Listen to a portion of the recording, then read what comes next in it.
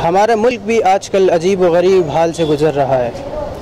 यानी कभी beef ban के नाम पे तो कभी स्लॉटर हाउस बैन के नाम पे, तो आजकल गौ रक्षा के नाम पे मासूम लोगों का कत्ले आम हो रहा है और सरकार की इस पे सबसे बड़ी नाकामी है। तो आइए जानते हैं इन्हीं तमाम चीज़ों पे हमारी आवाम का क्या कहना है। तो सर, जैसे कि आप जानते हैं कि आजकल गौ रक्षा के नाम पे कुछ तथाकथित लोग आते हैं, लोगों को मारते हैं और चलते बनते हैं और उन पे कुछ कार्रवाई भी नहीं होती है। तो उस पर क्या आप तबसरा करना चाहेंगे, इसको कैसे देखते हैं आप? हमारी सरकार की कमी है, हमारी सरकार कमज़ोर है।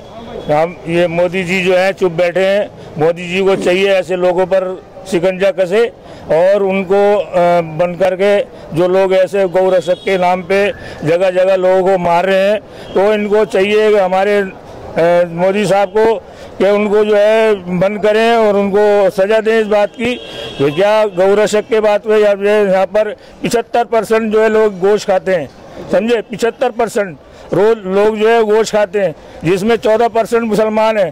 14% मुसलमान खा रहा है, बाकी कौन खा रहा है गोश्त? उसका भैंस का गोश्त या गाय का गोश्त या कोई भी है।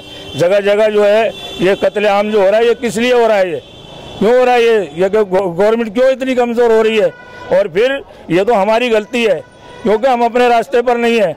आज अगर हम अपने रास्ते पर हों, आज इकट्ठे हों एक प्लेटफार्म पे, तो ये इनकी ताकत नहीं है, इसलिए क्या इतना कर लें ये, समझे। और आज जो है हमारे लिए अल्लाह ने इस बात को कुरान में भी इस कुरान में बताया है कि ये जो मुसलमान जो है सब अपने रास्ते से हट गए, नमाज नहीं पढ़ते, दीन का काम नहीं करते, दीन के जो अपनी ज़िंदगी में दीन को दाखिल नहीं करते, तो ये अल्लाह ने हमारे लिए इनको सबको जमा करा है।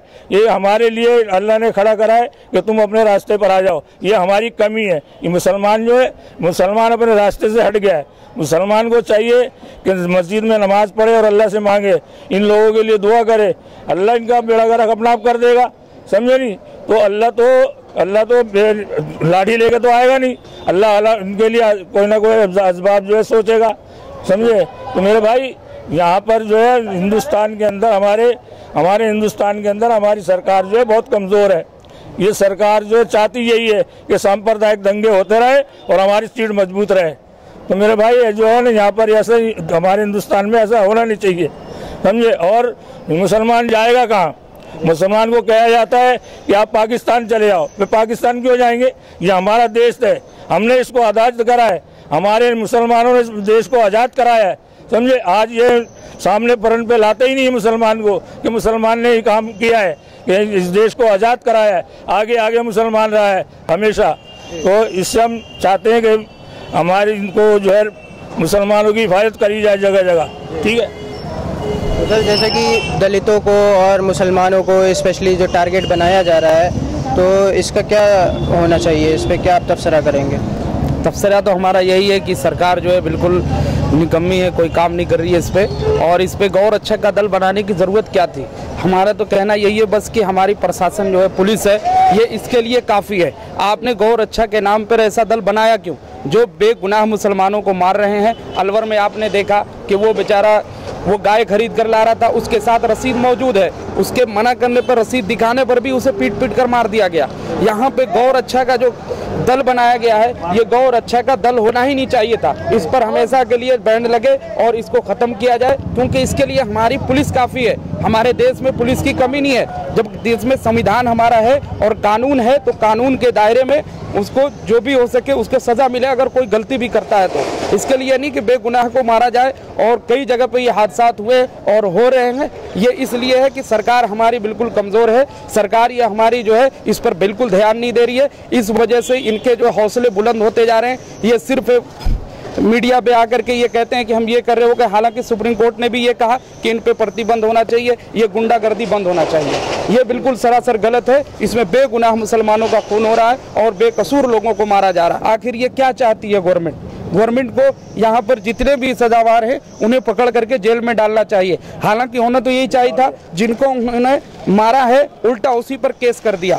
जमीयत उलमा हिंद ने उसके खिलाफ केस लड़ा, फिर उसके बाद उनको बाइज्जत बरी किया। गौरक्षक के मामले में जो इन लोग कर रहे हैं, इसमें जो है हमें बहुत नुकसान पहुँच रहा है। जैसे कि अभी बताया था, वहाँ पर गाय खरीदने के लिए आए थे वो लोग, और उनको पकड़ के ज़बरन यानी कि उनको पीटा गया। या तो उनको पीटना चाहिए था जिनसे वो ख़रीद के लेकर आए हैं। पहले तो उनको मालूम नहीं करते और बाद में यानी कि मालूम करने के बाद उनको यानी कि मार मार के हत्या कर दी गई है उन लोगों की। जबकि इन्होंने कानून बनाया है कि जो इसको काटेगा उसके ऊपर यानी कि बहस चलेगी, लेकिन ऐसा कोई नहीं है। ख़रीदने के ऊपर ही और वो पालने के लिए अपने घर ले जा रहा था, उसको जो है मारा इन्होंने।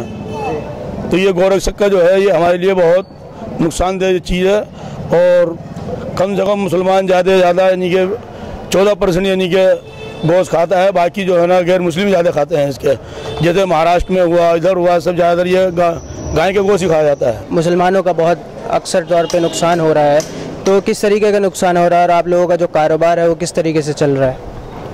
समझिए कि मुसलमान लोग का मेनली रोज़गार देखिए इसी पे लगा हुआ है, गोश्त वगैरह से लगा हुआ है। या देखिए छोटे मोटे दुकान हैं, यहाँ पे देखिएगा होटल वगैरह चलते हैं। उसके बाद देखिएगा जितने भी इसे और भी दुकान में गोश्त वगैरह का मुसलमान वगैरह, तो मतलब स्मॉल स्केल में जो मुसलमान हैं, जो गरीब तबके के लोग हैं, जिसमें टोटली इसी पे निर्भर करते हैं, इसी ही पे इनका रोज़गार चलता है, मेनली वो अफेक्टेड हैं। और बड़े बड़े इंडस्ट्रियलिस्ट को देखिए, क्या हैं वो उनके लिए क्या नुकसान है? कोई नुकसान नहीं, उनके लिए कुछ भी बात नहीं हो रहा।